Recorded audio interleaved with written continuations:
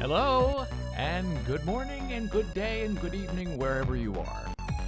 My name is David Boles, and this is the first official version of David Boles Live. And if the music is too loud, let me know. We're still in the terraforming period of this podcast. I think I'm going to turn the music down just a little bit. I love the beats, but sometimes it's just a little too loud. Okay, we'll try that. So we have a lot to do today. I'm wearing my Starbucks shirt. I'll tell you why in a moment. Behind me is the co-host. A lovely, scary Halloween balloon tree. But first, we have a little change in plan from the plan I have for us today. This is our breakdown of what we're doing, so I can try to make some kind of sense out of this madness. And the sad part is the death of Colin Powell from COVID. 84 years old, he was vaccinated. And it's distressing. We're in the middle of a pandemic, in the middle of a plague, and there are people in the public sector who serve and who are with us and who do not want right now to get the vaccine. It's their choice, it's their life, but some of these people, teachers, nurses, police, who deal with the public every day, and we don't know if they're vaccinated or not, is kind of a problem. And I understand there want to be two sides to the story, the pro-vax, the anti-vax. But is there really another side? To me, it seems you're either pro-vaccine or pro-COVID. And that may sound a little harsh. Turn this up a little bit. May sound a little harsh. But what are our options? The Delta Plus variant is rising. It's coming our way. It's not over. We need protection. And some may say, hey, look, Colin Powell just died, 84 years old. He was vaccinated. Yes, he was. Breakthrough cases happen. But for the most of us, and those who cannot get the shot because they are vulnerable or in trouble, it's our duty as citizens and their friends, even if we don't know them, to protect them because they cannot protect themselves. And this death of Colin Powell reminds me of something I read over the weekend about something that was going on in, I believe, Texas, where teachers were expected to teach two sides of every topic. And the topic was the Holocaust. Now, how do you teach the other side of the Holocaust? You have everyone read Mein Kampf by Adolf Hitler? You promote the Nazi side of the Holocaust to tell their side why they wanted to kill the Jews? There are some things that happen in a life, the life of a nation, the history of a world,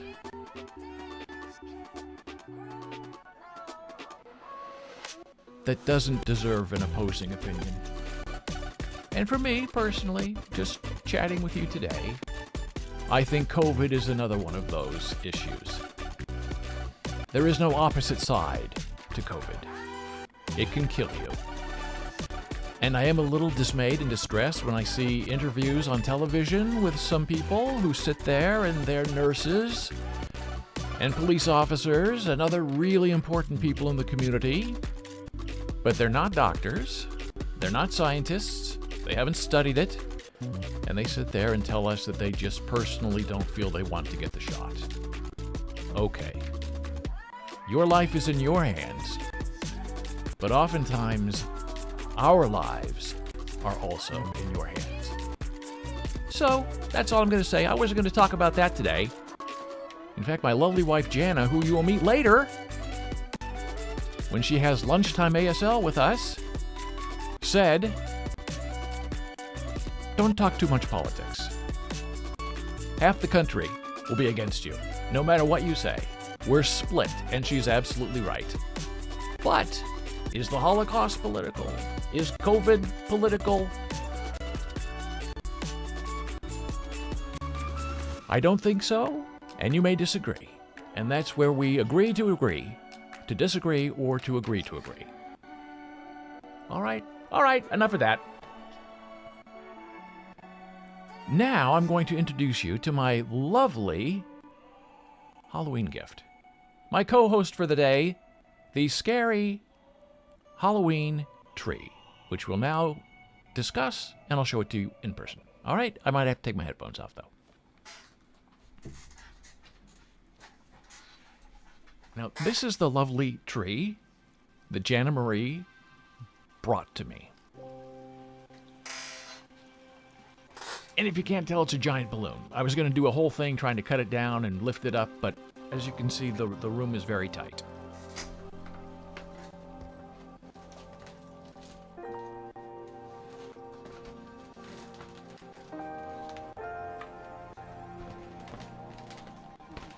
Here's the base, which is kind of green, as if you're in a park. Lovely pumpkin. Black cats. I think those are ghosts. This is an upside down bat flying. Very cute.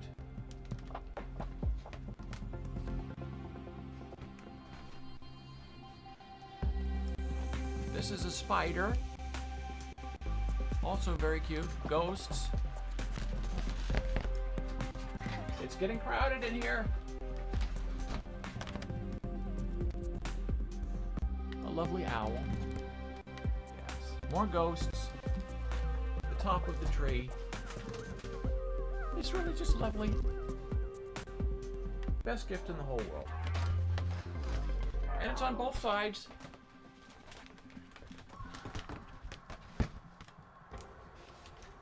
So coming and going, it's Halloween.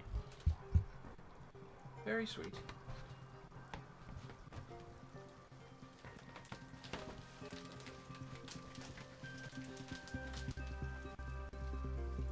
Okay.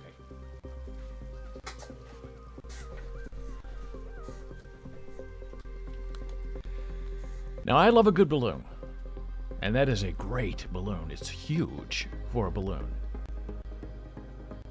And we are in a helium shortage. So balloons that rise are very expensive. It's hard to find helium. So the balloon makers don't want trouble. So what they've done is redesign their balloons to be freestanding balloons that just take regular air. So that balloon is just blown up with air. It's not blown up with anything that's going to fly away. Ah, and that reminds me of a wonderful story. I have the wrong story up here, but I'm going to do a search for it and share it with you. Oh! I think this is a problem when you can't remember your own stories.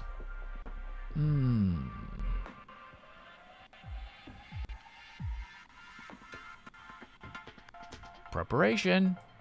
Everything.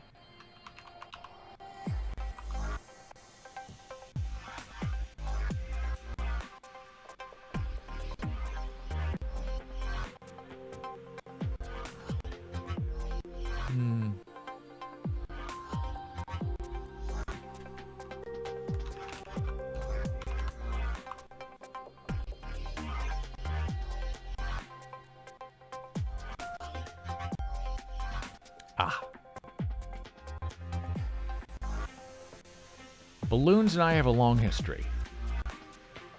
And my lovely wife Janna, again,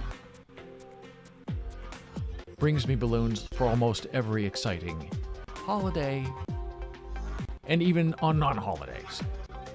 Our philosophy is every day is our birthday. And here's a wonderful story that I wrote in 2006 about Janna and her balloons. Oh, look, we're live right there in the corner. Do you see that? Oh, that's the cutest thing. I love that.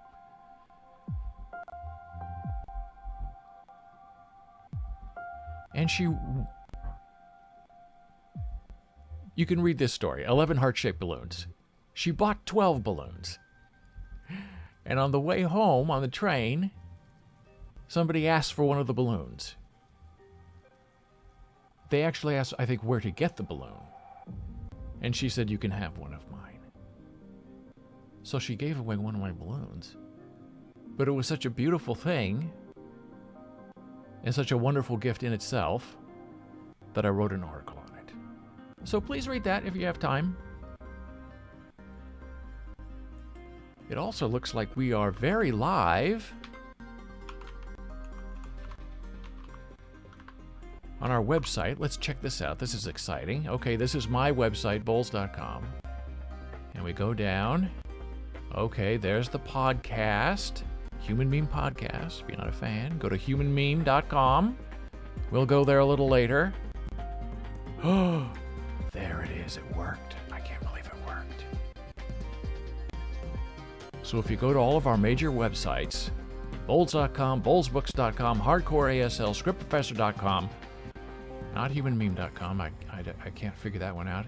I don't host that myself.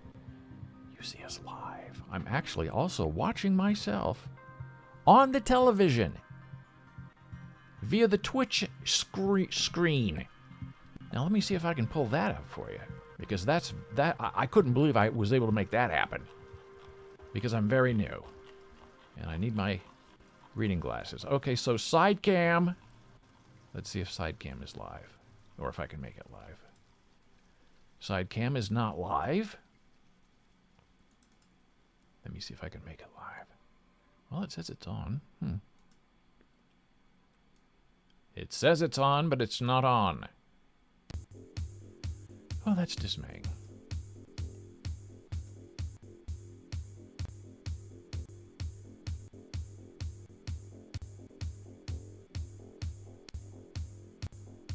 Let's see, FaceTime camera. That'll be a different camera.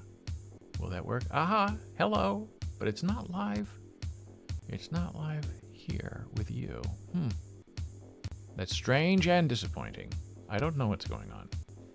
It's live there, but it's not live on the screen, which doesn't make any sense. All right.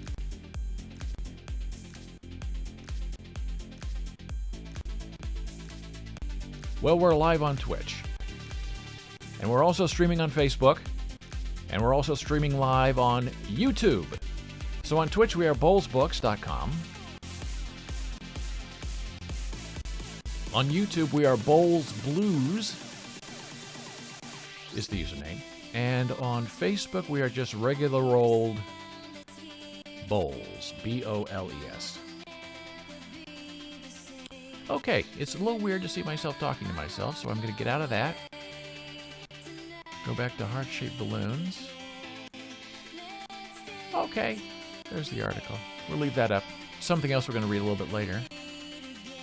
Or at least share.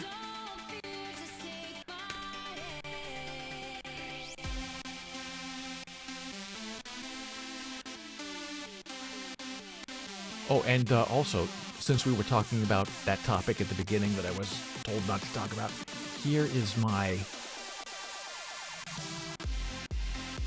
Dr. Fauci playing card. Bought a lot of these. I love them. Love Dr. Fauci, too. Wonderful guy. Hard job. Thankless job. I thank him. Alright, so I'm wearing my Starbucks shirt that was given to me by a friend who works at Starbucks, who wants to remain anonymous, because I didn't work at Starbucks, and I don't work at Starbucks.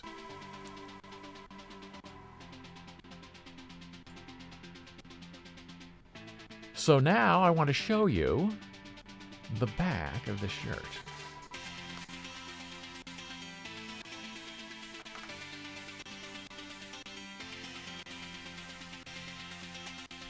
Okay, sign language. But it's not really sign language, it's finger spelling. Now, this is a big thing when you teach ASL. A lot of students think that finger spelling is sign language. Finger spelling is the alphabet. Hand shapes, classifiers, if you were here for our technical test with Janna, classifiers, symbols, hands that are symbols. In antiquity is what it used to be called. That is sign language. So why am I wearing this Starbucks shirt with the alphabet on the back? And my most favorite coffee cup. It was given to me by Janna Marie. You can see all the wonderful things in my life are given to me by my beautiful wife of 33 years this year. This is my Starbucks cup. Do you see how wonderful that is? That is the sign for Starbucks in sign language. It's not the alphabet. And as you're drinking, you're reminded that coffee brings us together. All right? Starbucks on the sides. So Starbucks, that's the sign. Starbucks. Yeah. Now you can only get this cup in the Washington, D.C. Starbucks that is close to Gallaudet University. It's a very special item. And Gallaudet is the University of the Deaf in Washington, D.C. Now you can buy these online. Like go to eBay and do a search for Starbucks Deaf Cup. And you'll probably pay double or triple the price. But you can get one. Otherwise, you have to go in person to the store and buy the cup. So I'm mentioning this because it's going to lead us into the next topic. That Starbucks, with the shirt, with the cup, with their, you can order in some places through the drive-thru through a video screen. They have a new commercial on television right now where a deaf child runs into Starbucks signing, and the person behind the counter signs back. It's a wonderful thing. Starbucks supports the disabled. Starbucks supports the deaf. And Starbucks is not paying me to say that. And in this David Boles live stream, we're going to talk about a lot of things, a lot of different people, and products. And I will never lie to you, and I will never share something with you that I'm getting paid to promote. Unless I say, we're sponsored by, and here we go. But right now, we have 5 viewers. Nobody's sponsoring us for anything. We have no vested interest in any of this. So Starbucks, I respect. I'm a fan. They're expensive. Some say elitist. But they're doing the right thing. And that leads me into my next conversation with you about Apple. Now, I teased this last Friday on our technical test, and now we're going to get into it. And we're going to start that conversation where we left it with Starbucks, and now we're going to look at Apple. And I'm an Apple boy. I'm an Apple fan. I write books about Apple. You can go to bolesblogs.com and do a search on Apple, and you're going to find a lot of really great positive articles. However, unlike Starbucks,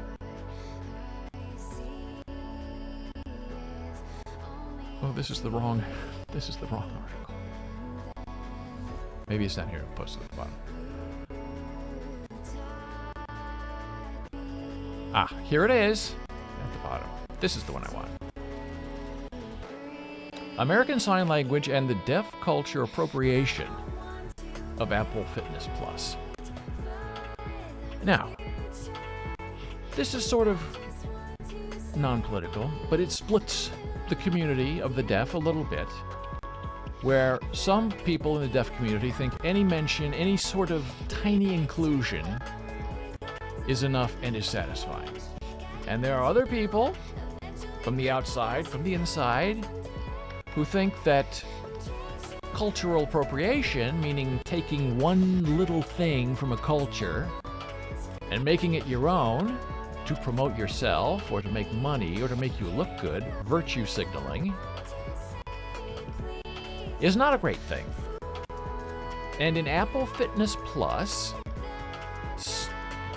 unlike Starbucks, Apple, at the beginning of each exercise activity, and I've written this article so you can read more in detail because I'm fumbling a little bit. At the start of each exercise, and usually at the end of each exercise, the trainer will throw in a little tiny bit of sign language. I don't even call it sign language. I call it more like a gesture. They'll say, hello, or come on. One word phrases that if you're deaf or if you know sign language, you perk up and say, oh my gosh, look at that. They're including. That's inclusory. That's inclusory. Apple. But is it? I don't think it is. I have a squeaky chair, so if you hear that thing, that the chair moving, I apologize. I don't think that's a great thing, to try to pretend that you're offering ASL or fluency in something you're doing when you're not really doing it. Now, how hard would it be for Apple to ask their fitness trainers, and these trainers are very good, they're very smart, they're wonderful people, to say, if you must do this, a phrase in ASL that is super simple, like hello and welcome. Or at the end, that's how we clap in the deaf community. We don't do this, we shake our hands. Yay, finish you. Okay. Now, I don't think that's great, but at least it's a phrase with grammar, a little bit of syntax that would be intended especially for a deaf person who is watching the exercise video. But Apple's not doing that. They're just doing one little word and then trying to get a lot of credit for it. So, unlike Starbucks, t-shirt, cup, video ordering, people who sign behind the counter, a dedication that is not always public, Apple's trying to have it both ways. Oh, we support the deaf community. Oh no, we don't make our trainers sign, we just make them gesture, and we're kind of pretending that's sign language and that they're fluent. It would be more effective if you gave them a phrase or two to learn to say at the beginning, at the end, and it would be terrific. They had a good inspiration, Apple, but they didn't go far enough in the execution. Pause. Speaking of Apple, this is the story that I wanted to tell you last Friday, but I decided to save it for today, our big debut day. Now, we have thousands of dollars of Apple equipment that we have purchased over the years. iPhones, watches, computers. We have everything Apple. We used to be all Windows, now we're 100% Apple.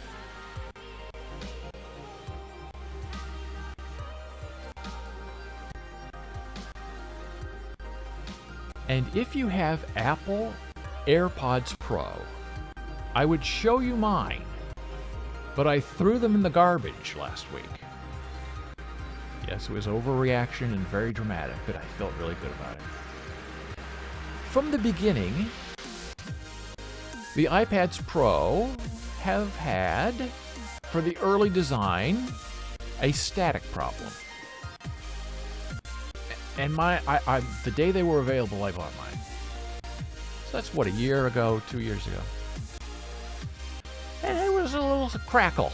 A snap and a crackle. First started in the left one, then it moved to the right one, but I can put up with it. I have tinnitus in my left ear, so a little crackle I can deal with. But it gets worse and worse, and Apple knows exactly which of their product has this problem. And so I finally decided I had had enough. And I usually like to talk on the phone because it's faster and more efficient. I don't like going into a store, an Apple store, any store right now because of the pandemic. Unless I have to, then I'll go in. But if it's just for something to exchange in AirPod Pro, I don't need to go into a store. So I decided I would do a chat, and that was my first major mistake. I got into the chat, and I'm INTJ personality. I knew everything that was going on. I knew the whole history of my AirPods Pro and what was going on with the recall, what I'm calling a recall. And I gave the information to the person I was chatting with, and she kept trying to push me into going into a store, and she kept trying to push me to make a phone call. And I respectfully, kindly said, I don't want to go into a store, and I don't necessarily want to waste my time on the phone. If I'm chatting with you, I can be multitasking. Where's my music? This is a great story. You have to have music for that. Hang on. This is part of the learning process. Okay, I have no idea what happened. So we'll just try to start it again, see what goes. Okay, thank you.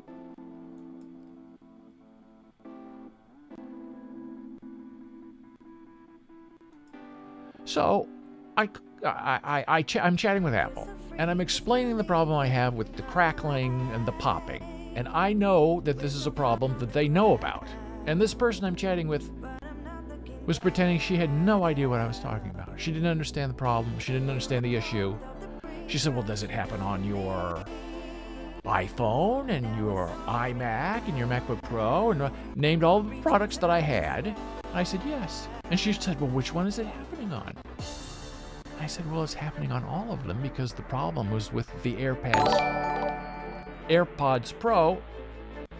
Oh, someone likes our stream. Thank you so much, Donna. She's a very good friend of Janna and a good friend of mine. Thank you so much, Donna. We appreciate you.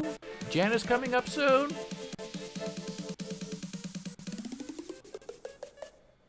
And so I said, wait a minute. I'm not sure if you're following me, but I know the history of these AirPods Pro. And the crackling is well known. It's well documented. And she was very vague. And I said, what I would like to do is to exchange them through the mail. And I've done this with all kinds of Apple products. Not computers, but everything else. Phones, watches. They send you the product, and they temporarily charge you for the replacement product. You then send that product back to them in a box they provide. Okay? And if you don't send it back, then they charge you for the product. If you do send it back, and there's nothing wrong with the product you send back, they charge you for the product they shipped you. Cross-shipping is what it's called. And if you send them the product back and it's defective and not working, then they say, hey, it's not working. So what we just cross-shipped you, you keep, and we're done. That's what I wanted to have with AirPods Pro. And she wouldn't say she wasn't going to do that. She was very specific, saying, we're going to send you a box. Okay, so we're exchanging, right? We're swapping. And she would kind of confirm it, but without confirming it. It was very, very sneaky. And that's what I don't like, because Apple, in my experience, has never been sneaky. They've always been very direct, very upfront when it comes to getting things fixed. At least on the phone. So finally she says, okay, I have your return ready. And I said, oh, okay, great. We're returning them. We're swapping them. Wait. And she said, let me know when you get the email. So I get the email, pops up, and it says repair. Now, right there, I'm triggered because I'm thinking, okay, if she's thinking that this is a repair, that means she's not cross-shipping. And I realize she hasn't brought up that she's going to charge my credit card on file for the cross-shipment. So that's when I finally asked her. I said, wait a minute, this says repair. Are you and then I got very direct and said, are you sending me a replacement AirPods Pro? Or are you sending me the box and I put my AirPods Pro in and sent it back to you You look at it, you decide if it's broken or not, even though you know it's broken because you have the serial number, you know it's part of the recall. And then decide if it's broken or not, and then ship me back. And I'm not going to have my AirPods Pro for a week. And she didn't really answer me. And so I said, okay, I feel like you're not being direct with me. Just don't worry about it. My time is very valuable. I've spent a lot of time with you in chat already. Let's forget it. Cancel this thing you just set up with the return or the repair or whatever you're calling it, and I'll just do something else. And she didn't respond. So, okay, end of chat. And then, of course, a day or two later, you get the email, hey, we're Apple. Hey, we're really great. What did you think of the support you got from us? So I answered the questions. I really felt like I was being gaslighted. And, of course, they never respond to that. You're honest. They want your honest opinion, but you give it to them, and it goes into a black hole. So I'm sitting here thinking, I use my AirPods Pro for all of those devices. When I'm going out for my walk, when I'm exercising on my phone, I use it with my Apple Watch. I talk on the phone with it. It's my main source of business and pleasure. So what am I going to do? I don't want to buy a new one because what if the new ones still crackle? I haven't ever heard if it's been solved or not. So I did a little research online and found that there is really one brand of wireless, Bluetooth, things that go in your ear, and they're made by Sony. Not Apple. So I immediately ordered them, and they were a little expensive, and I dramatically threw away my AirPods Pro. Crushed them, didn't take them to the landfill, put them in the recycle bin. And I don't know if that's proper or not because I don't know. So, this is what I got. Sony. Now, they have a ridiculous name, and I can't even remember that. I didn't even write down the name because I know I won't remember it. I'm going to show it to you. Comes with an app. Unlike the Apple AirPods Pro that you cannot really control with your phone or anything else. Okay, so it's telling me it's not. But this is the name of the device is WF-1000XM4. WF-1000XM4. Yes, I'd like to order a WF-1000XM4, please. Ridiculous name. AirPods Pro, if I can never remember how to say it. Much easier to remember. WF-1000XM4, not so easy to remember. So once you connect, you can have all kinds of wonderful things happen. So this is what one looks like. It's a little bit bigger, but they're lighter than the AirPod Pro. The noise canceling is much better. Oh, it's now saying that it's ready to connect. They're super light. Be careful when you turn on noise canceling and you go out for a walk because it cancels all the noise and you can very easily get run over. So this is what's going on with this. If you can kind of see, it's recognized it. Very nice. When I first got these, I was able to update the software in these earpods, whatever we're calling them, and it updated right before my eyes. You cannot update an AirPods Pro on your own. Sometimes you open the case and it will decide to update, then it won't update. It can take a week to update. There's new software. I can update it immediately. There's no delay. I highly recommend these Sonys. I'm not being paid to say this. They work fantastically. The music is great. The ear thing that goes in your ear, it's not, rubber like the Apple. They are like a soft, foamy cushion. So it forms to your ear, but doesn't make a hard seal that pulls on your eardrum. Really great. Highly recommended. Okay, so we've talked about the Halloween tree. We talked about Colin Powell. Talked about Apple. And now we're going to take a very short break so I can see if I can ever get this other camera turned on. And I will be back in just a moment or two. So stand by and be well. All right, back in Flash.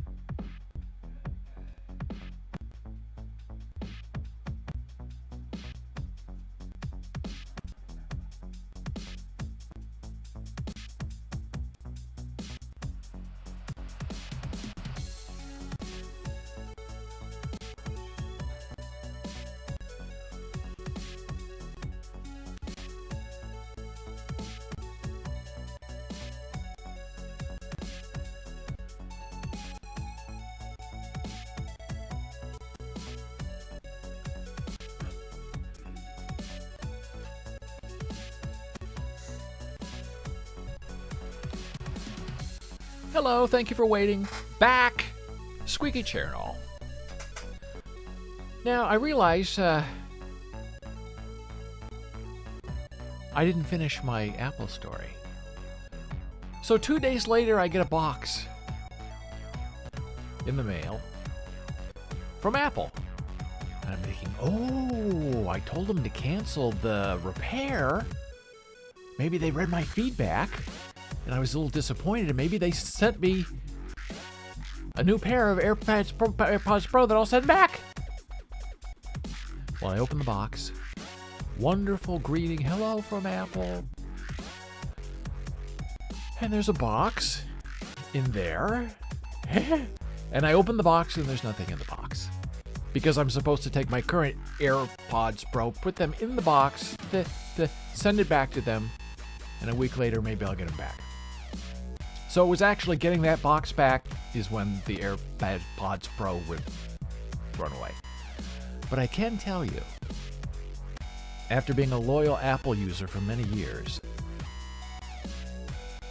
the Sony are killer. 100% better than what I was using. Suffering with the Apple AirPods Pro. Life is good again with the Sony. I can't believe I survived that long without it, honestly. Now, some people wonder, why are you doing this? Why are you putting this live stream in our lives? Do you have nothing better to do? And I'm going to answer that question now as the best I can. Back in Nebraska, I started my career in television, reviewing movies on TV, a kids show, on the radio, and on the live stage. And I do miss the live radio. As I knew it, radio today is very different from when I was growing up. Radio today is A lot of it's hateful. It's talk radio. When I grew up, it was 1290 Coil in Omaha, Omaha's original rocker.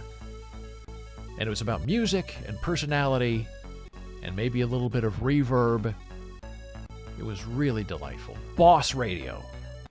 Go to bolesblogs.com, look up Boss Radio, and you can read about that. And I've been thinking, it'd be so fun if you could, have a radio show and spin records or music, not spin records anymore, stream music, talk, put on a radio voice. And then I realized we do have that now in the form of a live stream.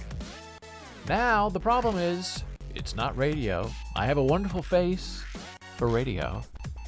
Not so great for a live stream. If I had a better camera, I'd be much more beautiful, I promise you. But I realized that the live video stream is the new sort of radio. It's communication, it's one-on-one. When you get a lot of followers and there's chat going, it can be a very exciting thing. I'll chat with myself right now. I'll send myself a message. Hello, world.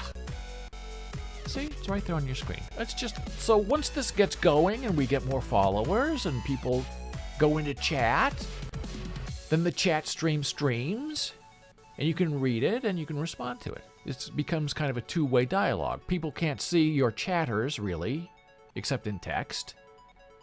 But your chatters can see you and you can respond to them. It's a very nice flowing dyad of information. And then a couple of days before we were going to do our technical test, there was a breach of security at Twitch. And it was revealed what Twitch streamers are paid.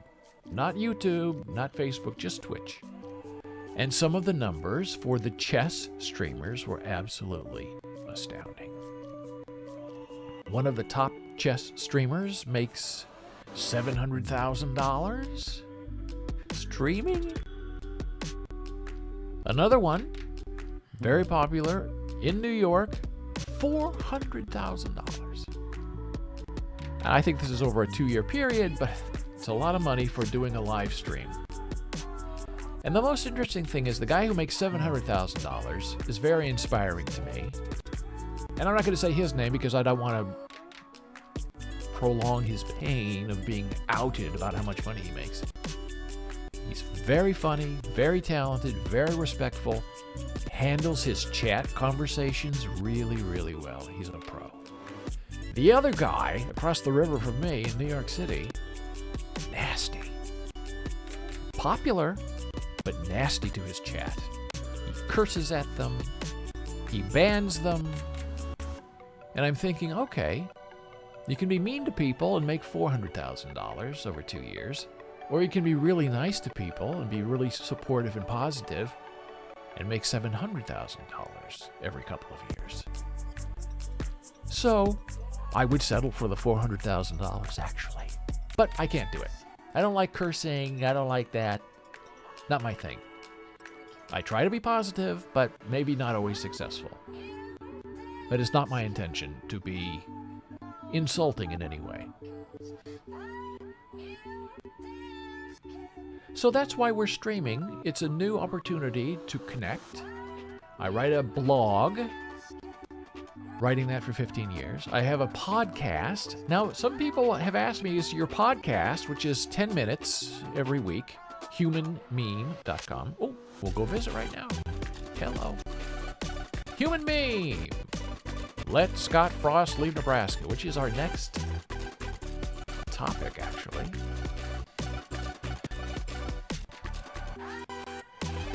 And so I have a podcast, and I fix scripts, dramatic scripts for a living. That's where I make most of my money. Not $700,000 worth of kind of money, but it's okay. It's enough. And do you have time to stream for 2 hours a day during the week? Or are you insane? And I said, I don't know. We'll find out and try, and we'll see what happens.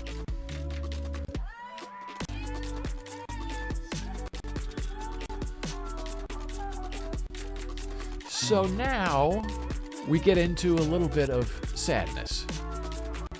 as we talk about the Nebraska Cornhuskers. And if you're not a football fan, it's okay. We're not going to really be talking about football.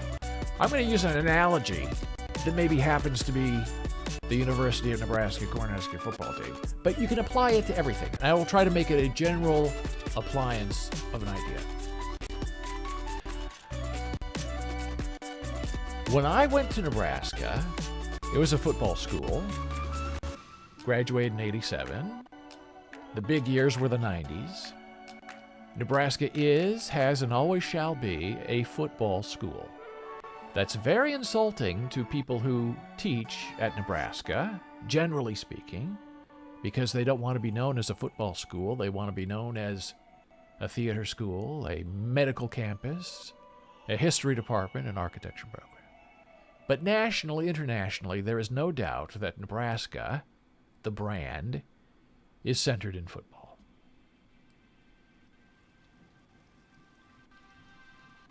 And when people meet me in New York City and they find out where I'm from, first thing they say is, football school.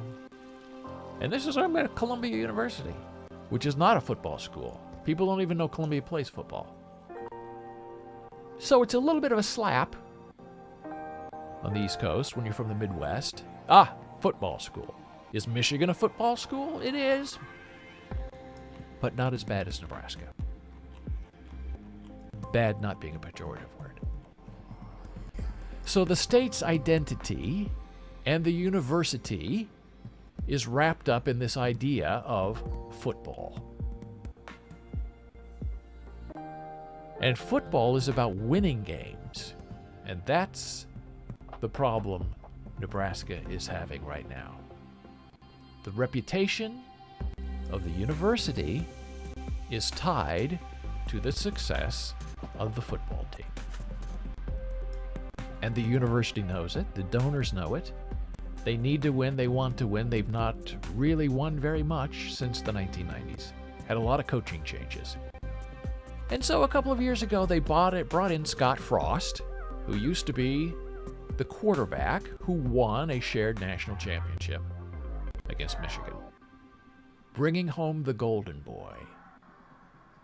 The Lost Son returns, which is kind of a replication of how he was as a player. He was born and raised in Nebraska, left, went to Stanford, decided to come back. I don't want to say failed, but he came back to Nebraska to finish his football career, won a national championship.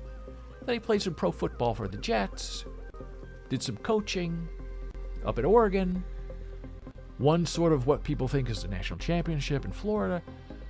Hot coach. Brought him in Nebraska.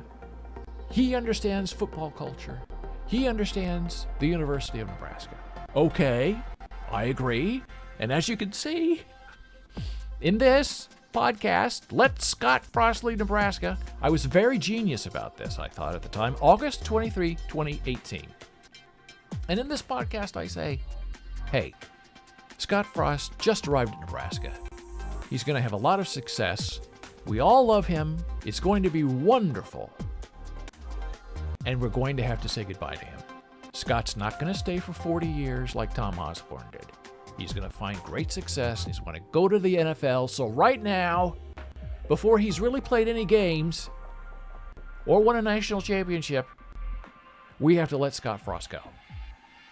Okay, that was the genius of my thinking in 2018. And one person sent me an email and said, that is the stupidest podcast I've ever heard in my life. And when he said that, I thought, well, that does sound kind of true. Because if I get it wrong, I'm going to look very stupid. And today, my friends, I'm very sad to say that I got it wrong in 2018. So Scott Frost has trouble winning games. There's gossip rumors, he has personal life problems. Okay, everybody does. Don't hold that against him. Don't give the guy a hard time. But what I sense as a non-football player who graduated from a football school is watching every week religiously. And tomorrow I'm going to wear one of my many Nebraska jerseys to show you that I am true blue and I put my money where my mouth is when it comes to supporting the team. Watching these Scott Frost coached football teams, what is missing is this: controlled viciousness. Now, those winning teams in the 90s, those guys were scary. They were big, they were mean, they wanted to win, and they took it personally if they got beat one-on-one during a game, or if they got beat in the end on the scoreboard. They were mad about it. And in these Scott Frost teams, I don't see that kind of fury about losing. This team, these Scott Frost teams, seem absolutely content to play a good game. And maybe this is a generational thing. Maybe that's the new way. Let's go out there, have fun. Everyone will get a helmet. Everyone will get a purple ribbon. It's a participation trophy. If we win, we win. If we lose, we lose. That's the feeling I have in these Scott Frost teams. There is no will to win. They are perfectly satisfied to play a good game, win a moral victory, and go home. And I don't know if that can change, because Scott Frost on the sidelines looks very distracted and very angry, and none of his players look the same way. There is a disconnect somehow, somewhere between what Scott Frost wants and needs and what he's getting out of his players. Now, I'm not blaming the players. I'm not blaming Scott Frost. I'm not even blaming the university. But we have to understand this, that the University of Nebraska football team is not its players. The University of Nebraska football team is not its coaches. The University of Nebraska football team is greater than those individual parts. It is the umbrella that protects and embraces the entire university system and the economy of the state. One player is not a team. One coach is not going to sink or swim a football program. The program itself, the idea of the football program, is more important to the state of Nebraska than any individual part. And if that football team is not winning, and that is the only thing that matters in the end, is winning the game. Because winning is what moves you up the ladder. Winning is what brings in more money. Winning brings in better players. And if your current team doesn't care if they win or lose, then that is a major problem that the state of Nebraska has to solve immediately. Because there are not a lot of chances to keep the faith of the believers in that team, which is the faith and the goodwill of the state of Nebraska, if the team is not winning. And it's not win at any cost, win at every cost. It's going out there and playing the games and winning in the end. So I feel for the university. They have some hard decisions to make. And I think the program is in a hole right now. Good kids, friendly kids, you see them on TV, they're really very lovely. And I have not seen one of them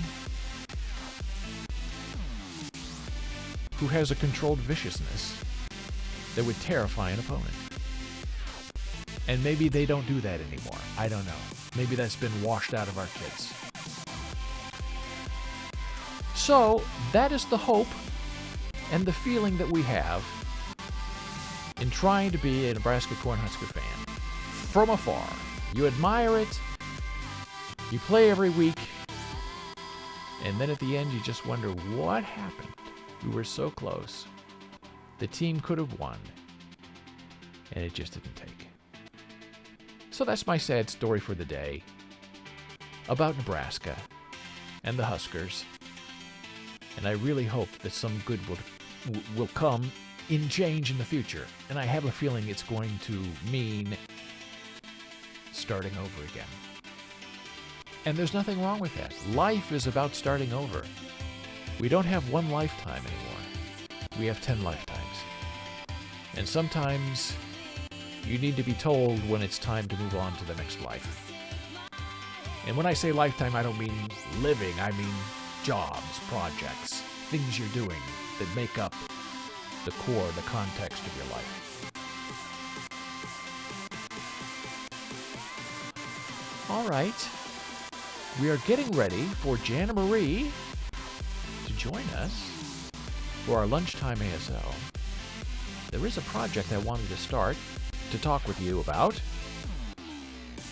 but I don't want to start that because we might be starting with her in a moment. So I'm just going to play you 30 seconds of this Scott Frost podcast to see how it sounds and if it works.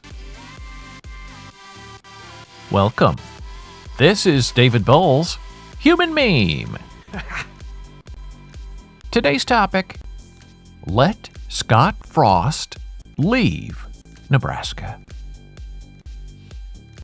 Now, this Human Meme podcast is being recorded before the first season even begins. For first-year coach and former Nebraska player Scott Frost, he is now the head coach of the Cornhuskers.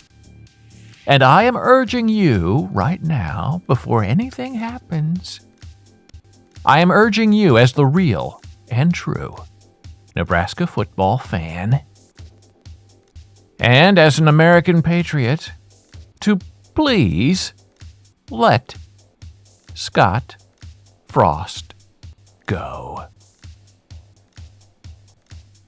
As the old saying goes, if you love something, set it free. Okay, that's enough of that. Now, by this time, what is it, 4 years ago? By this time, she should have won the Big Ten twice and at least one national championship.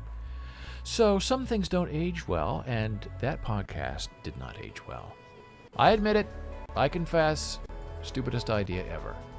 So maybe we'll do a little bit of chess as Janna Marie gets into focus. So this is the Chess.com daily puzzle. The title is Waiting Game. See, now the titles give you a clue.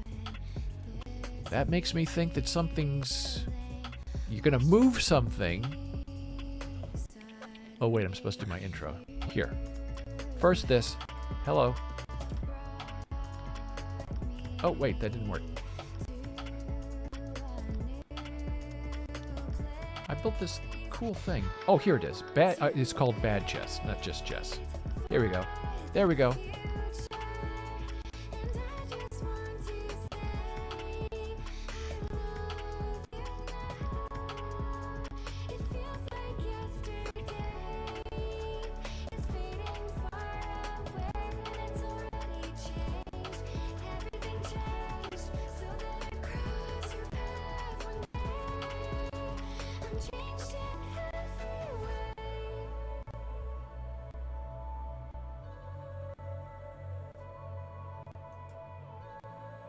Okay, that was fun. That's my new intro. Really Bad Chess! With yours truly. And most people do these daily puzzles and they, do it in 5 seconds. I don't do it in 5 seconds. It takes me a lot longer. So white to move. Okay, white to move. And it's a waiting game. Those are two things we have to keep in mind. All right, so there are not a lot of pieces on the board, which is good for me because it gives me less opportunity to make a mistake. So we have a king. This is our king. We have one knight way up here. Here's the opposing king. And we have a queen. And I have 2 pawns. Okay. So, now what? So my instinct, if this is a waiting game, is to somehow maybe move this pawn up here. Was put pressure on that queen to move. And if this queen moved here to try to check me, This pawn would be in the way. Okay, that's good. For me. And if this queen, if I move something else, if this queen then tries to check me here or here, I could take here or here. Okay, I like that a lot. Now, that doesn't mean it's right. So if I would go, let's say, here, the queen might go here. That doesn't really help me. What if I move my knight? My knight moves here and puts the king in check this way. And that's a one move. Chess.com likes one move.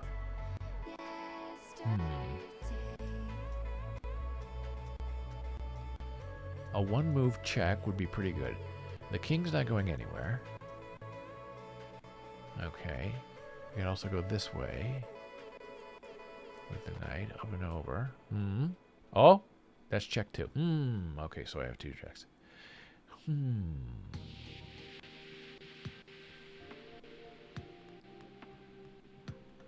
Knight goes this way. This way and this way. And up and over. Up and over. Well, you would protect this pawn. Nah. Well, I don't know. I'm going to try to move the pawn. Oh!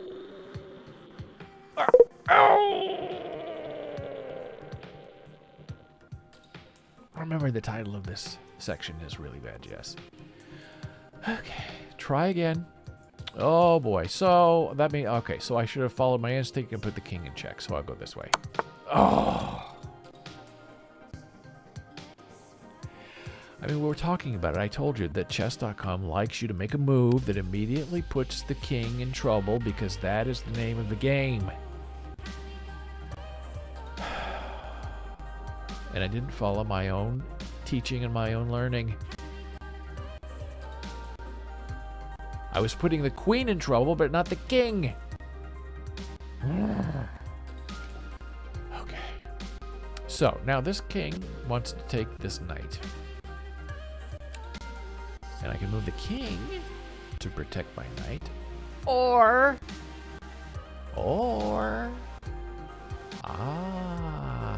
See, I didn't realize what I had done. This is why. I forked the king and queen and didn't even realize it until now. That's how bad chess I am. So I moved here and put the king in check and threatened the queen, which is better than when I tried to put this pawn here, right? Go here and get the queen. Well, I'm going to get the queen now. I go here. The king is threatening to take my knight, and he will, even if I go here. But that's okay, because I'll take the queen. So that's what I'm going to do. Here, here, and yeah. Now it's getting good. Okay. If I had only seen it first and followed my gut the first time, I wouldn't be in this situation that I am now, which is failing the first move of the puzzle. Now, the temptation, again, is to go here and to check the king. But the king can go here and get out of check and take my pawn.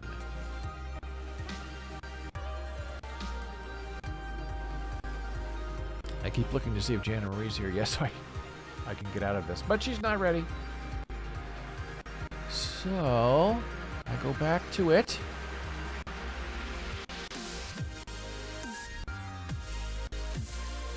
I go here, here, here. That doesn't work. I'm going to try this. Oh! I'm not sure bad chess was a good idea. Okay, so I know it's not my pawns. That means I have to move my king. Which is why this is called waiting game. Because I have to get my king into it. And I admit I'm not good at these kind of end games with the king. Now...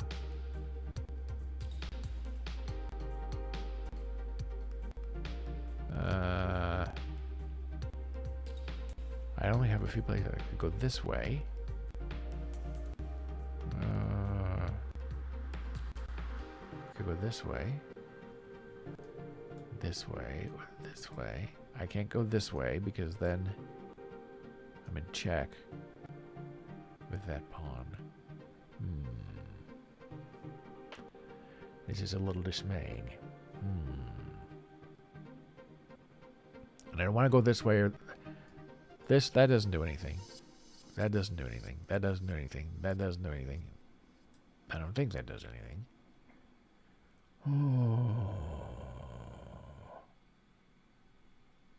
But it's always good to protect your pawns. And,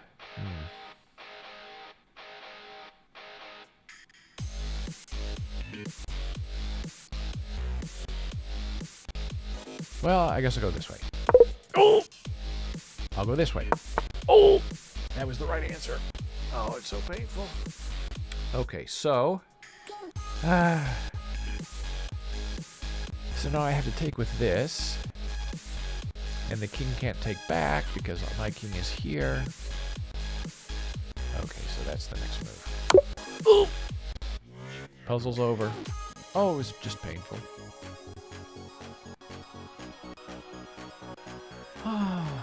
Exhausting.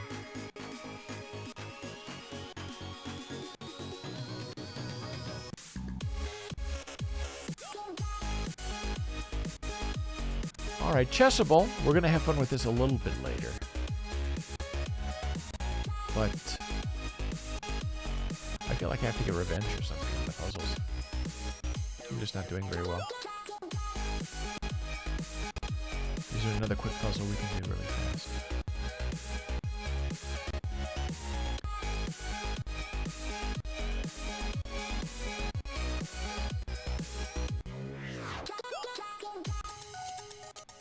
Oh, here we'll do a daily puzzle. We already did today's, but we can do yesterday's. Let's see. We did not do yesterday's puzzle. We'll do this puzzle. Okay, white to move. Not... Oh, here we go. Not all opposite colored bishop endings are drawn. Oh, that sounds really painful, too. Not all opposite colored bishop games are drawn. Oh, boy. Oh, boy. And what am I? White to move. Oh, this is going to be painful. White to move. So here I am.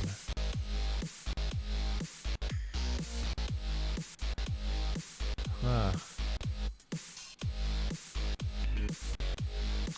Well, I really like this pawn, and I would love to move it this way. I like that a lot. But it doesn't really put the king in danger. But if I put the king in danger... Yeah. Oh, yeah. That's a problem. Because see here, if I want to move this to get a queen, that's going to happen. And this is a really good pawn for me because I have 2 steps and I can make it a queen. So I could put this here, put the king in check.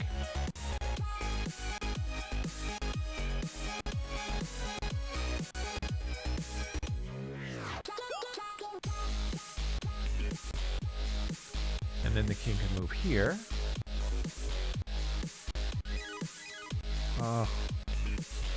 And then I'd have to move. What if I did this? Move this up here. Take.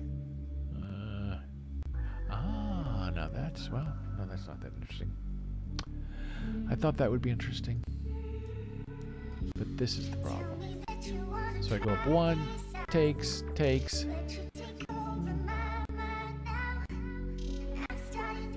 Oh, I'm going to try this. They want me to put the king in danger. Oh my gosh. Okay, we're going to try this one. Oh my gosh. It's 2 in a row. Try this one. Oh, see now? That's what I wanted to do, was to get my queen up there. Because I knew that bishop was going to take that pawn. That was my best pawn. Oh, that's very disappointing. Now what do I do?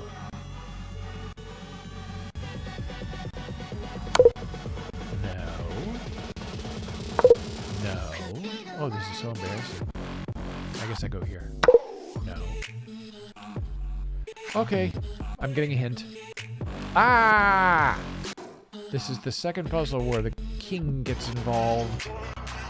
Oh. This. Oh. I don't know why. Okay, so king moves over.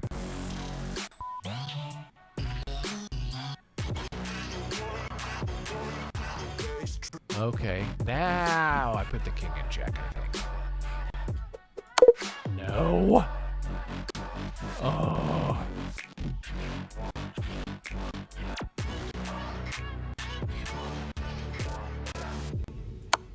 Ugh, I put the king in check with the bishop. Because, see? Not all opposite colored bishop endings are drawn. So that was a hint. I'm supposed to use my bishop. Okay, so now I would move here to put the king in check because that's what chess.com likes in their puzzles. I'm doing it. Oh!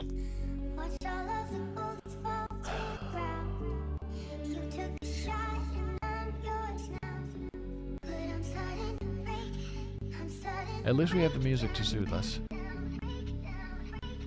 We'll get another hint. This is already lost. Oh no, the king again. See? It's not in my DNA yet that the king is very important.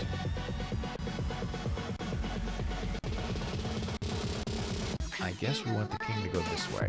To attack this way. To attack the bishop. No. This way. No, that puts me in check. What the? What the? Well.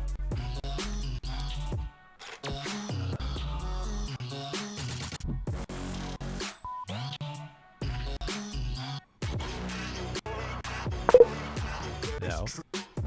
No. No. Okay, I'm running out of places to go. Oh my gosh. Okay. Oh boy. So they want me to chase down.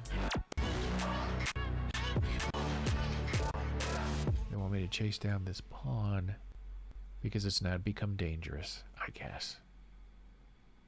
Okay, I'll do that. No. Just hint. Oh! This. No. This. Okay. Oh boy. Well, I don't know if they want me to hunt this down or not.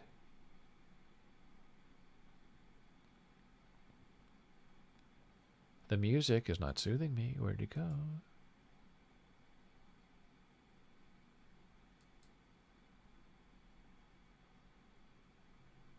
Oh, looks like the server's down. Oh, it looks like I'm down. I think we're still working.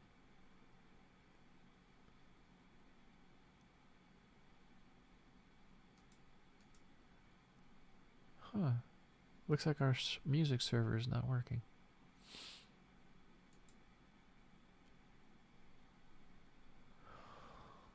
Okay.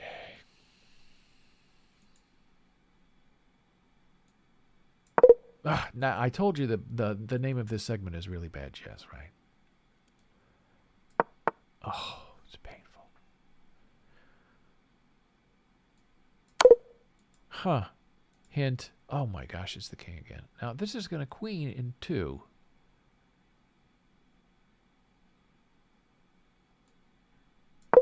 No, because I wanted that to go down here. I wanted this bishop to go down here and take... Oh, I can't do it yet. Okay, I get it.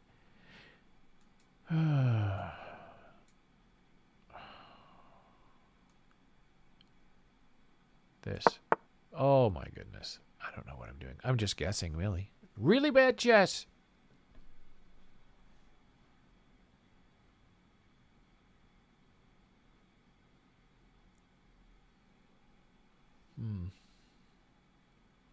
very frustrating.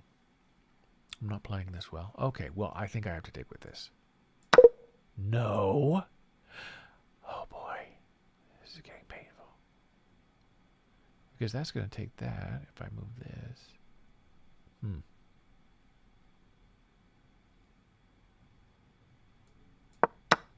Oh, I don't get that. Now this. Oh, no. But it's going to get it quick. Oh.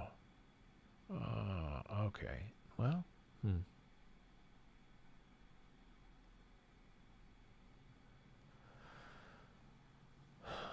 This can't be that hard.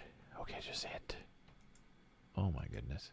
Oh no! Oh no! I hit it twice. See, if you hit it twice, then it tells you the move. Oh, now I'm really lost. I get it. Oh no! They got a queen. Now what do I do? This? No. Hint. Oh my goodness.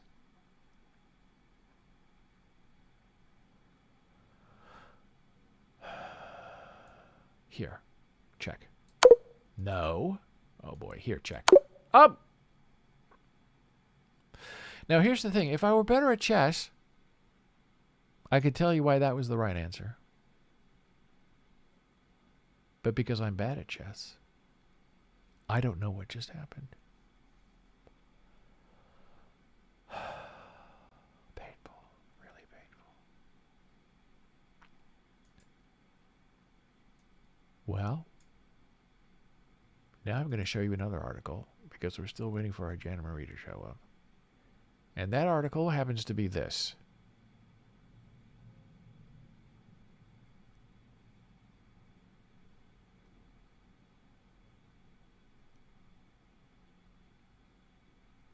Return to chess after 44 years. Oh, it's a sad story. Well, it's a wonderful story. So, I need to take a very brief break. And what I'm going to do is have this become a podcast and be read to you for a little bit, just the introduction, so you can see what it sounds like. This is AI, artificial intelligence, reading my article to you about why I'm so terrible at chess. I retired from chess in 1972 at the age of 12. I wasn't a pro player. I wasn't in any tournaments. I was just a kid in Lincoln, Nebraska looking for a good game. I was studying the game 8 hours a day every day of the week. I was the 7th grade self-crowned king of chess at Robin Mickle Junior High School until, that is, I cleared a chessboard of its plastic pieces while I thought I was playing a friend in chess, until others in the class started to line up next to him, giving turns advice, and warning him against my traps, and I ended up playing the entire class over the board, OTB, even though we had a strict no kibitzing rule that, I guess, applied only to me. If I had been clearer-minded, and perhaps a bit more mature, I would have taken it as a compliment that it took 28 other kids to give me a good game, but, back then, winning was everything, and resigning with a dramatic sweep of the arm across a chessboard was just too tempting to ignore. 1972 was a great year for chess. Bobby Fischer beat Boris Spassky for the World Championship. The Cold War was hot again. Now, 44 years later, I'm back in the chess game by demand of dying age, and wondering spectacle, and next I'll tell you more about the why of it, and I'll also explain the story behind the curious board setup you see below. Chess, the ancient game, changed a lot over a half-century. I retired from chess at 12 not out of reason, temper tantrum, or cause, but of boredom. Lincoln, Nebraska was not a big chess hub in 1972, and if I wanted to find someone to play against, they were either much older and ravaged my game without mercy or cause, and I accepted that. I knew there was never a go easy on me in chess because everyone plays to win, or my opponents were my age, or not, but didn't know a thing about chess, and so I had to teach them in order to play them. It's sort of a bad thing to teach your other self how to play chess because you know precisely what they don't know as well as everything you do know. As an only child, chess was a getaway. Chess taught you to think. Chess was logical. Chess was, usually, unemotional. You could play chess against yourself by playing both sides of the board. The board I had in 1972 was, I discovered 44 years later, a medieval royalty set, and in my want to return to chess, I became nostalgic about my lost chess set. I was able to find one online, almost the exact version I had in 1972. My chess pieces were not plasticized marbled. They were traditional black and white, But the design is exactly the same. Oh, the hours I spent moving around with these friends. I commingled the old with the new in the first image of his article. The now me, the then I. In 1972, I just played chess. I always played a modified Queen's Gambit, but back then, I didn't know what that meant or even what an opening was in chess. My vision was trained. I could look at a board and I knew in a second where I stood to attack, and how my opponent planned to attack me. 44 years later, I learned my board vision has dimmed. I have to work a lot harder to regain that depth of perception. I have always played chess over the last 44 years, but I played infrequently, and without consequence, or any real staked interest in perpetuation, until now. Today, my plan is to build a better mind, and construct a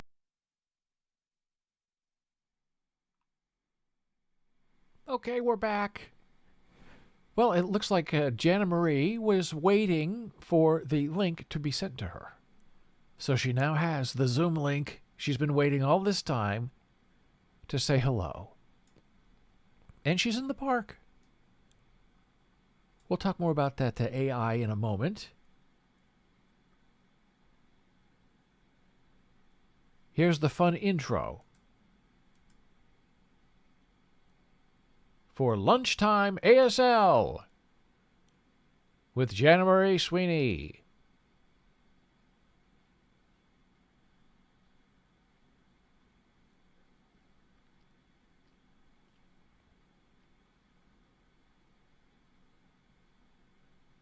I love that picture.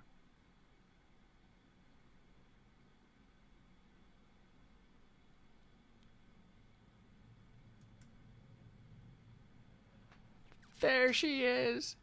Hello, Janna Marie.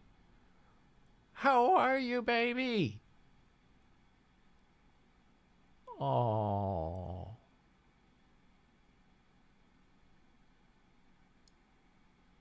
Oh, that's wonderful. Your friend, Donna, says, hello. Your live stream looks sharp.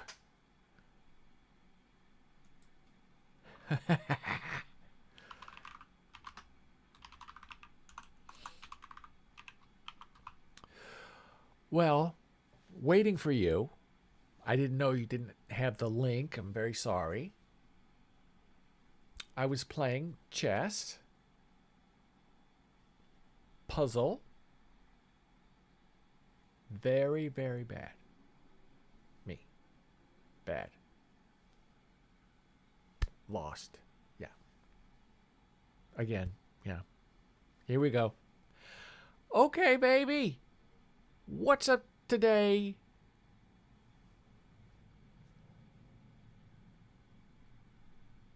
Well, I'm coming here to the park to sign. Park. Coming to the park where you sit.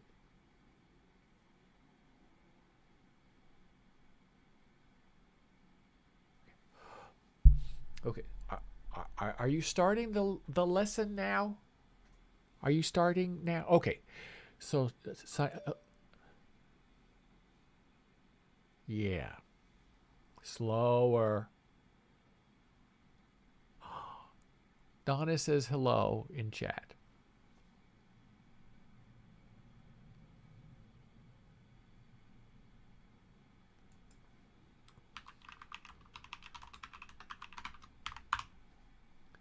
Yes.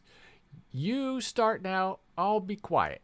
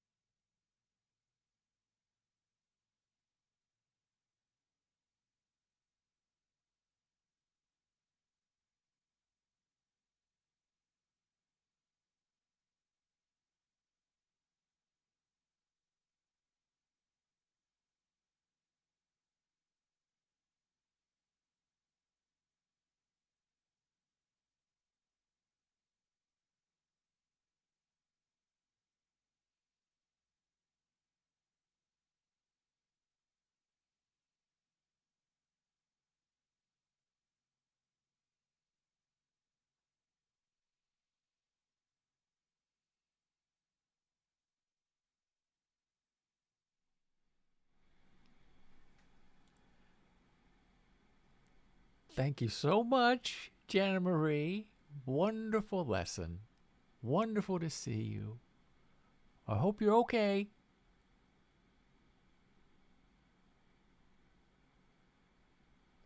I have to go back into the building because it's cold out there. I know you have a nice top on. Looks very comfortable. Very warm. Okay, well, maybe we'll be lucky enough to see you tomorrow. Maybe. Maybe. We'll see. Okay. Thank you. I love you, baby. Bye, honey.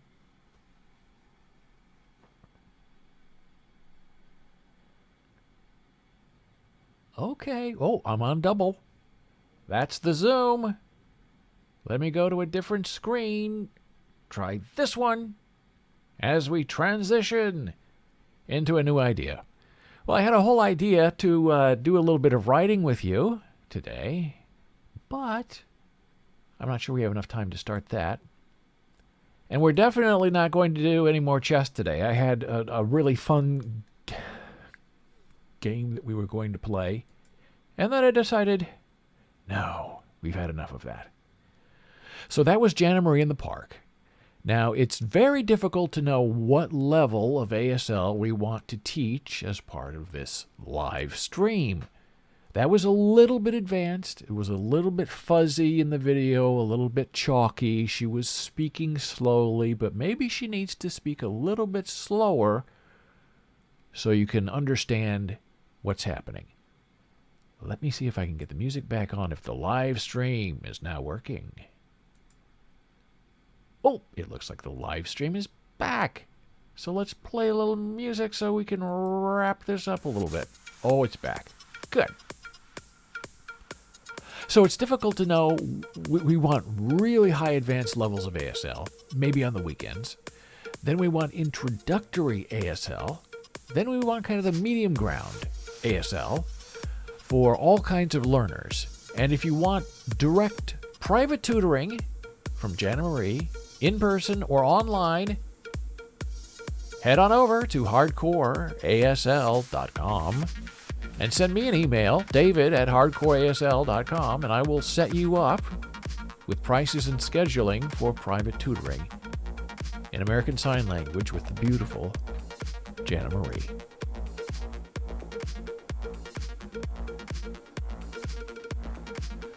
So, we also really want to play ASL Halloween Bingo online with you, and we can win prizes. We're just trying to figure out how to do it for any level. This is very fun. We do it with kids all the time. But we're trying to figure out the best way to distribute a bingo card. Now, Janna says just bring a piece of paper and a pen, and she will figure out the bingo. She will teach you how to do it from wherever you are. So if there's interest in that, let me know. Send me email. Find me on Twitter, David Boles, @DavidBoles on Twitter, if you have any thoughts or comments about that. Now, one thing we were going to do that I think we're going to do tomorrow, but I'll show you what I was hoping to do with you, is this. Where did I put it? Aha. As I told you, I have a podcast called David Boles Human Meme. And a meme is short for memetic. It's not pronounced meme, it's pronounced meme. And a meme is how we exchange knowledge with each other. How an idea, how a fact flows from one mind to another. And that is what we concentrate on each week in the podcast. And the podcast is very strict. Unlike this, where everything goes, anything goes, the podcast for 4 or 5 years has been very direct. It is scripted. I read it. And the podcasts are generally 10 minutes. I don't think we've ever gone shorter than 7 minutes. And I don't think we've gone longer than 17 minutes. So I really do try to keep it very short and sweet. Some people have podcasts where it goes on forever, right? 2 hours of two people talking around and around. I don't know if I have enough in me to talk for 2 hours that way on a podcast. Now, something like this where it's visual, we can have fun, I can show you things, we can go different places, that's a different story. But filling 2 hours by yourself as a one-person podcast, very difficult. So I go for snippets of 10 minutes. And maybe the podcast is going to be part of this stream, or maybe the stream becomes the podcast, or maybe they'll remain separate. I don't know what's going to happen. But Mondays is usually the day that I sit down and figure out what I want to do on the podcast. And that means it takes me 45 minutes to an hour to sit down and type up a rough script. And it's very rough. I just type and type and type. I don't worry about sentences. I don't worry about spelling. I just get it out there. And then I let it sit for a few days. And then I go back and edit it into the final version. And this week, script. Now, when I record these podcasts at 4:30 in the morning on Sunday, because that's the quietest time in the building, and right next to me is the elevator for the building. So the elevators go up and down, they go whoosh whoosh all day long. I don't have music behind me in the podcast, it's completely silent, so I have fan noise, I have refrigerator noise, I have air conditioning noise, So with all of that noise canceling, I can cancel out everything at 4:30 in the morning, nobody's up, nothing's going on outside with the traffic, it's the perfect time to do it. And then there's usually a 2 to 3 week delay from when I record to when they actually get put out there. Just because it helps you stay ahead a little bit. So the idea for this week's recording of a podcast is rewarding obnoxiousness.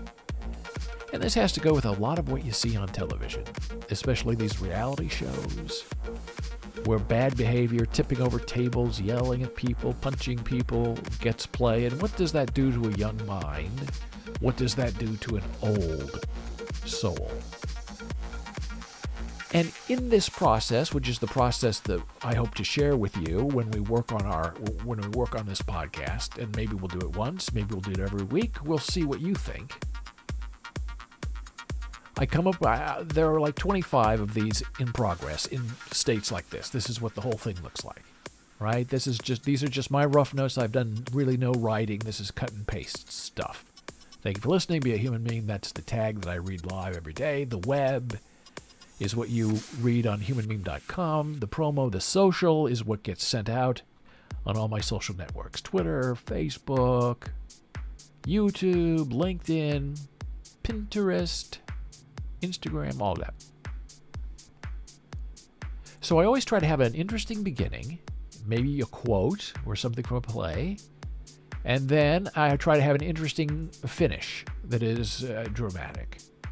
So I read yesterday this wonderful interview with the actor from Squid Game, Oh Young-soo. He's the old man, just a wonderful person. He did his very first television interview and gave some magnificent quotes. So I thought tomorrow I'm going to be talking about Aristotle's Poetics and how you tell a story. And that can be hard to do unless you have a common idea of what everyone knows and what everyone has seen. So you can use a fairy tale, you can use a Shakespeare play.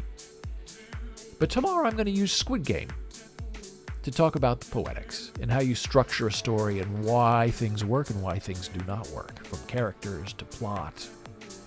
So, this is my introduction so far that hasn't been written yet, really. It's just been put up there by me. And to kind of wrap up the show today, we'll read you a couple of these quotes from Oh Young-soo. And I need to make this just a little bit larger. So his first quote that I will use, and I'll put a filter on it so people know I'm quoting somebody, which is what I do in the podcast to give people a signal of it's not me speaking. He said about his career, "I don't have any grand ambitions. Big or small, I've received a lot of things while living my life. Now I want to leave behind those things that I've received. To put it simply, let's say you go to a mountain and see a flower. When we're young, we pick the flower and take it for ourselves. But by the time you reach my age, you leave it there, exactly as it is. And you go back to see it again later on. It's the same with life. Leaving things exactly the way they are. It isn't easy. Now that is a wisdom of a man who has lived 76 years. And exactly the opposite of the title of the podcast, Rewarding Obnoxiousness. So, tomorrow, when we write this together, we're going to talk a little bit about bad behavior, dramas about conflict, manufactured conflict for television, encouraging the worst of us. Why do we watch? What's in it for us? These are the questions that we're going to pose and answer when we write this script together tomorrow. And then we're going to talk about Aristotle, right here, mentioned. And then we will close the podcast with another quote from the old man from Squid Game, Oh Young-soo. Our society often only acknowledges first place, as if everyone else doesn't matter, as if only the first place exists, and second place is meaningless. But even though second place lost to first place, second place also beat third place. So everyone is actually a winner. That's why I think a true winner is someone who is working hard at the things they want to do and attempting to reach a certain state on the inside. I feel like that kind of person is a winner. That's life. That's wisdom. He's been an actor all of his life, and in his 76th year, he found success. Quite the opposite of rewarding obnoxiousness. There's nothing obnoxious about him, and that's why we learn from each other. That is how we become a human meme, where one idea, one thought translates from one person into another. And we become a society, and we educate each other, and we are better for the knowing. And a lot of people resist that. A lot of people think they already know what's going on. Especially young people. Young people know everything, they know all the answers. I was that way. A lot of my friends were that way. And I suppose it's a form of protection. To admit you don't know something is a weakness. And the young are terrified of looking weak or becoming weak. So they hide behind a facade. They promote bravado. They believe they are invincible. And we wrap them up. And we send them off to places where they could be killed, where they could not return. And because they don't know, they're willing to go. The older of us know better. That's why you don't draft old people, because we know the game. We've been there, we've seen the pain. We have friends who have died of COVID, of indecision, of yearning against the grave.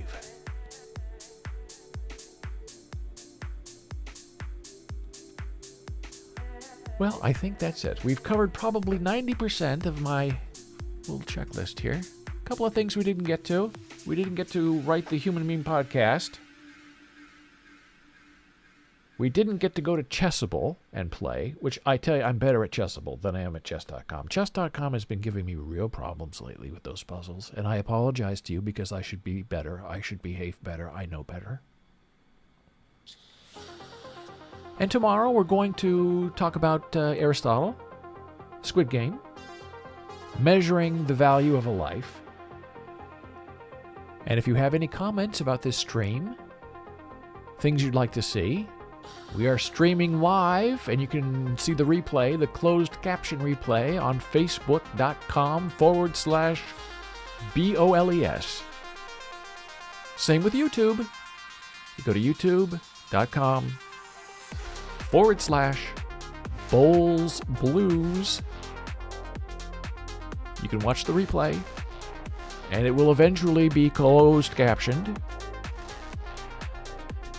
And in our main home Twitch, you can go to Boles Books and watch us.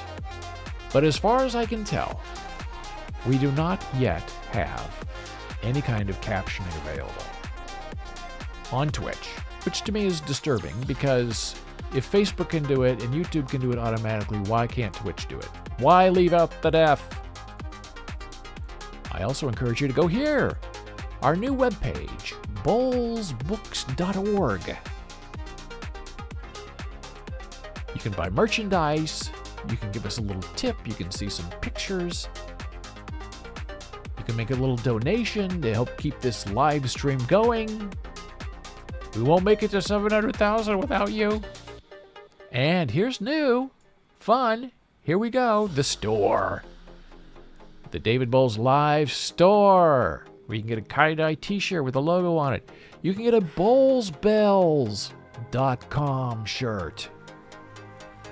Brand new in the store, the long sleeve shirt with Janna Marie screaming. Or this is a blanket with Janna Marie screaming. Here's Janna screaming on a tumbler. Yes. Oh, I love it. So, we encourage you to go there. It's a great way to support the stream if you want something tangible to take home and look around. These are very interesting too. They have bomber jackets. Let's look at this. I think it's very interesting. I like this color. Look at that. And it's a bomber jacket, so it goes down to your waist. It's made of cotton. Looks like snaps right here. Yeah. Oh, we can. Yeah, they look like snaps. There's a little logo. Guy doesn't come with it. Very lovely. Good quality. Not too expensive. Back. Boles Bells is where you go to learn how to work out and exercise. It's another project of mine. And the logo I had, designed by a friend in Russia, did a wonderful job. Looks so interesting on that shirt. Love it. You can see the sparkles. Oh, it's so much fun.